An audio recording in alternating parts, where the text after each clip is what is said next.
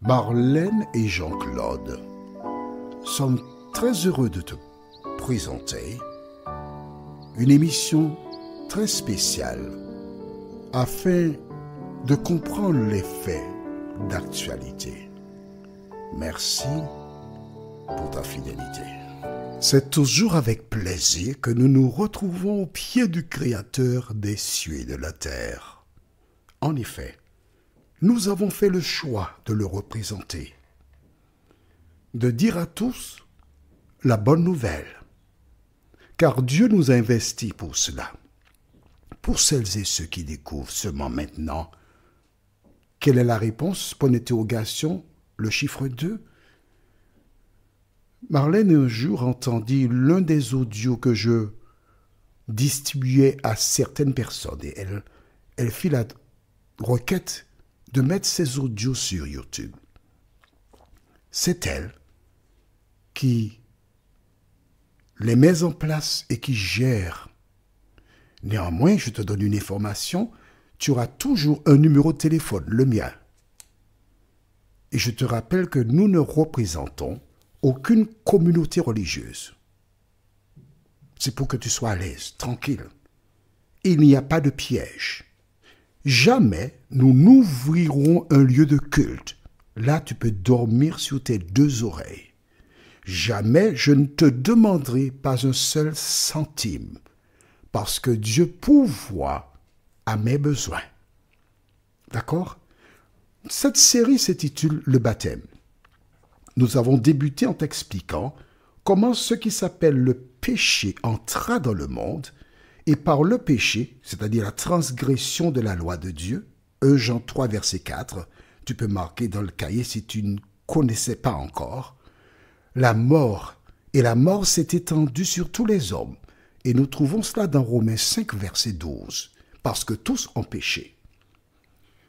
Afin d'hériter de la vie éternelle, il existe qu'un chemin, Jésus, et deux possibilités pour être sauvé. Aujourd'hui, nous voyons quoi? La Pâque. La référence biblique se trouve dans le livre d'Exode, chapitre 12. Exode, chapitre 12, les versets 1 à 11. Exode 12, versets 1 à 11. Avant de lire ces versets,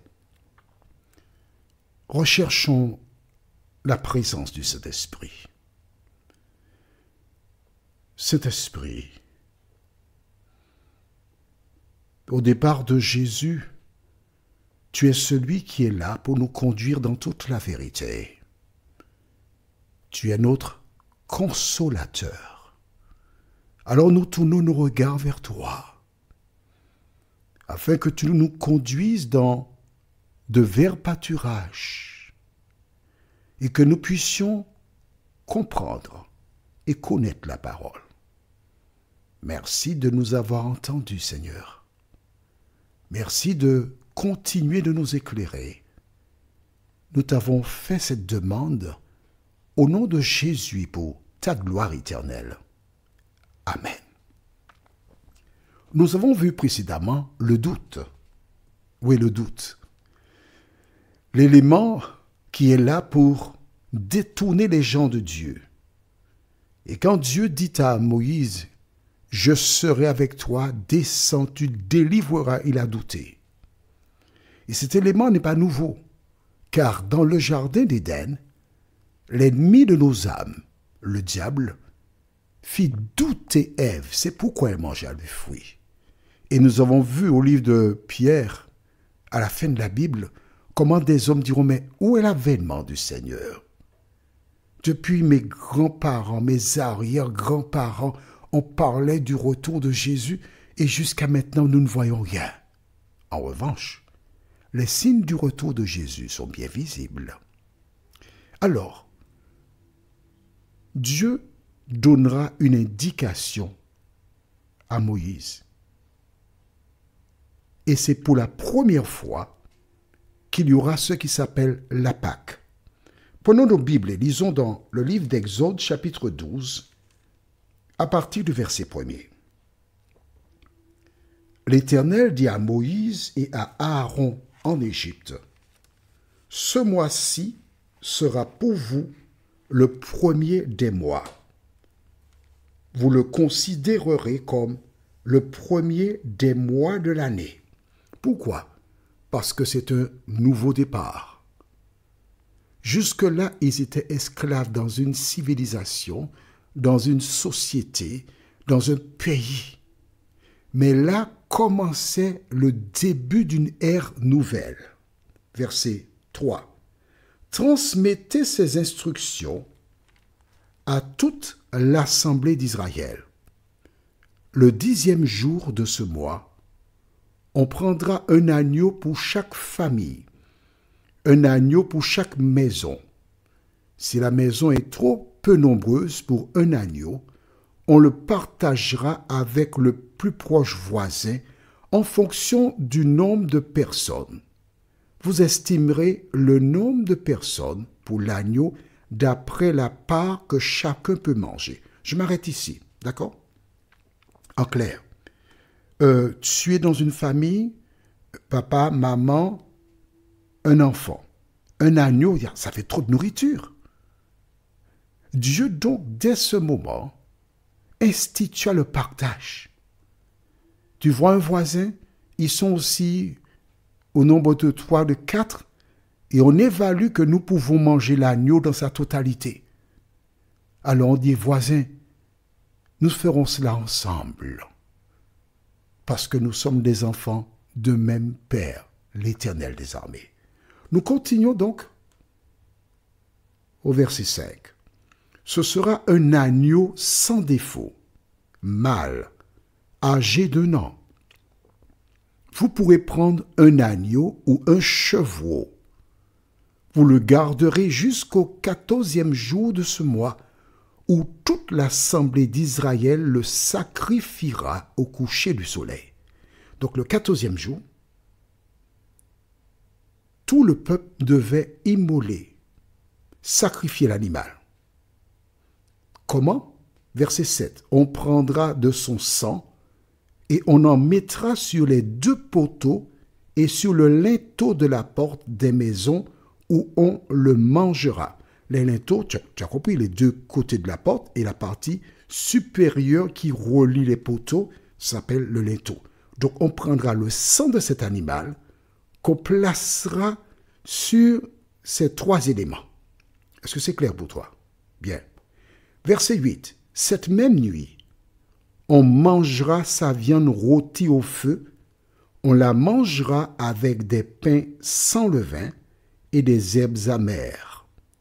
Vous ne le mangerez pas à moitié cuit et bouilli dans l'eau, au contraire, il sera rôti au feu avec la tête, les pattes et l'intérieur. Vous n'en laisserez rien pour le matin. Si toutefois il en reste quelque chose le matin, vous le brûlerez au feu.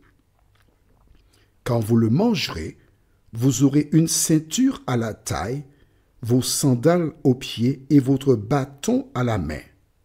Vous le mangerez rapidement, c'est la Pâque de l'Éternel.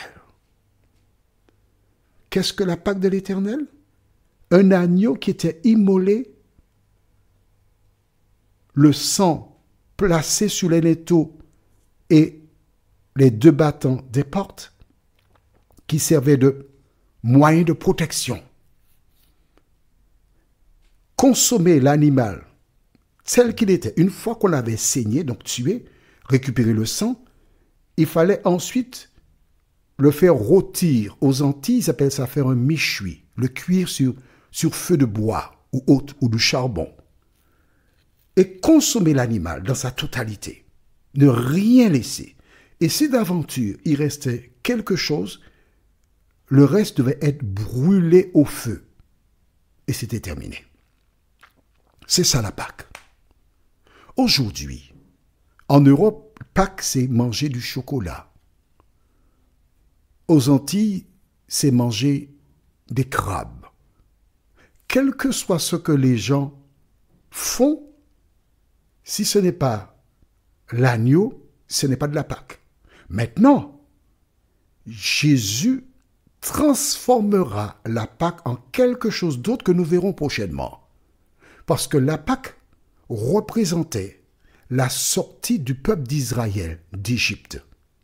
La Pâque représentait la mort à venir de Jésus, dont le sacrifice permet aux femmes et aux hommes d'obtenir la vie éternelle. C'est cela la signification de la Pâque. Les enfants d'Israël obéirent à la parole et firent exactement ce que l'Éternel leur avait demandé. Voilà pourquoi, quand Caïn proposa des fruits, des légumes, Dieu n'a pas exaucé son sacrifice parce qu'il a donné ce qu'il voulait. Or, le sacrifice devait être un agneau qui représente Jésus, le Sauveur du monde. Si d'aventure tu as une question, tu possèdes le numéro de téléphone.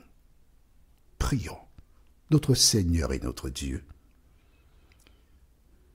Beaucoup de personnes viennent de découvrir la signification de la Pâque. Jusque-là, elles ont entendu des pratiques inventées par des hommes. Et nous savons que la Pâque était célébrée chaque année, une fois l'an. C'était la sorte de fête nationale du peuple juif. Seigneur, merci de nous aider chaque jour à nous ravitailler dans ta parole, parce que la parole, c'est la vérité. La parole, c'est Jésus, afin que nous puissions jour après jour grandir en toi, nous t'en prions, au nom de Jésus, pour ta gloire éternelle. Amen. Que l'Éternel continue de te bénir et te conduire dans de verts pâturages. Et il me tarde de te retrouver. Nous sommes parvenus au terme de notre réflexion. Si d'aventure tu as une question, il te suffit d'envoyer un message par le biais de WhatsApp au numéro suivant, plus 596 696 88 93 93. Et alors Jean-Claude, moi, je me ferai un réel plaisir de répondre à ta question.